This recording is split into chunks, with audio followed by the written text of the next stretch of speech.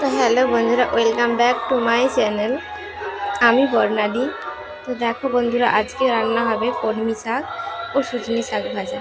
তো তার জন্য মা সকাল সকাল কলমি শাকগুলো দা দিয়ে কেটে নিচ্ছে। দেখো কত সুন্দর কলমি শাকগুলো হয়েছে, তাই না বন্ধুরা? এবার দেখো গাছে বেগুন হয়েছিল, তো ওই বেগুনটাও মা তুলে নিল। এরকম আরও কয়েকটা বেগুন হয়ে আছে, যেগুলো তুলে নিতে হবে, না হলে আমাদের এখানে প্রচণ্ড হনুমান চলে আসে। তাই বেগুনগুলো তুলে নিচ্ছে মা।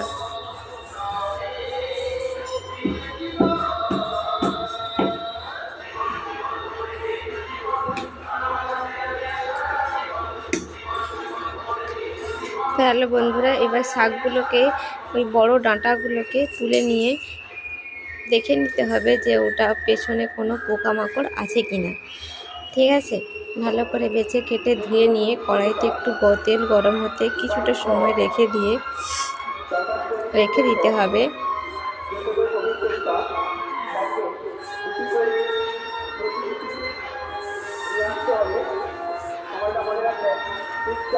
এরপরে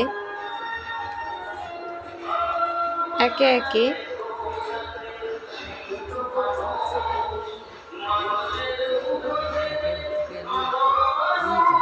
শুকনো লঙ্কা কুচি করে দিয়ে ভেজে নিচ্ছে। হালকা ভাজা ভাজা হয়ে গেলে এরপর দিয়ে দেবে পেঁয়াজ কুচি, পেঁয়াজ ও কাঁচা লঙ্কা। পেঁয়াজ ও কাঁচা লঙ্কাগুলো হালকা নেড়ে চেড়ে হালকা ভেজে তুলে একটা বাটিতে করে রেখে দিতে হবে।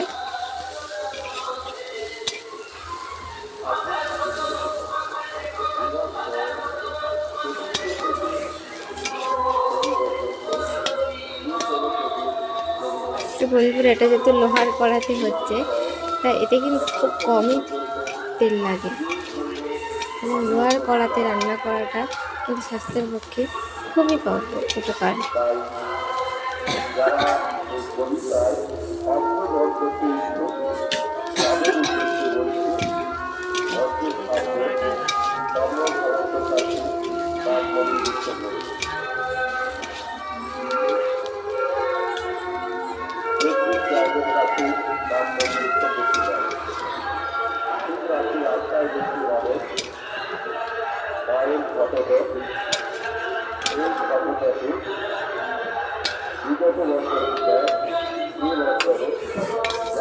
এরপরে কেটে এবং বেছে ধুয়ে রাখা শাকগুলোকে ওই কড়াইতে দিয়ে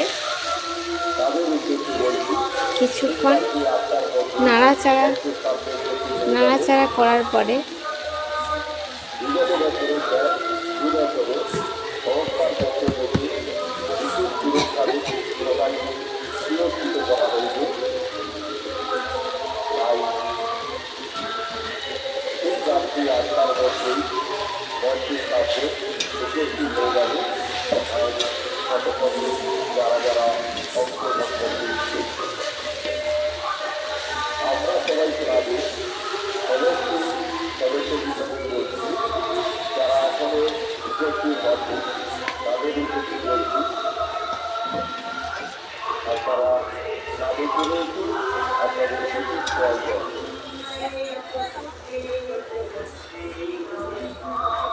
এর মধ্যে একে একে লবণ ও হলুদ দিয়ে ঢাকা দিয়ে কিছুক্ষণ রেখে দিয়ে তারপরে নাড়াচাড়া করে আবার পুনরায় পেঁয়াজ ও লঙ্কা ভাজাগুলো দিয়ে নেড়ে নামিয়ে নিলেই রেডি আমাদের অতি লোভনীয় এবং শরীরের জন্য খুবই উপকার কলমি শাক ও সজনে শাকের ভাজা।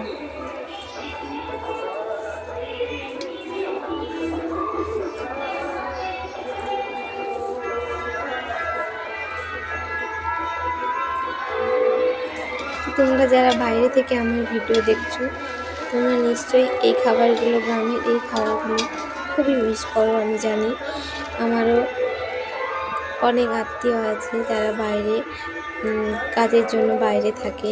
তো তারা বাড়ি এলে মাছ মাংস ছাড়া এই খাবারগুলোই বেশি করে পছন্দ করে। তো তাদের জন্য এই ভিডিওটা অবশ্যই উপকারে আসবে।